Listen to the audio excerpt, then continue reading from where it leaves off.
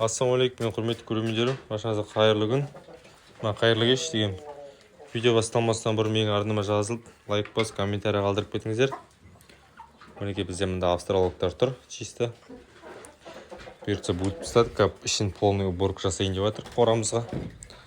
Бұл жұмыстан кішкене ертерек келдім. Так, мында гиганттар тұр міне. Австралиялықтың атеш бұйыртса сатылса, ертең бұйыртса жаңадан атеш келеді, анау сатылғаннан кейін.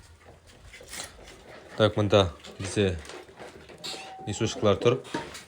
Оларға ертең Легорның 2 атешін алып келем.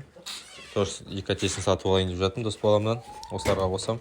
Или болмаса бұған ертең өзімнің австралиялықтарымның адлердің атештерін қосам, көреміз оны. Бізде мына будинелер сатылып кетті,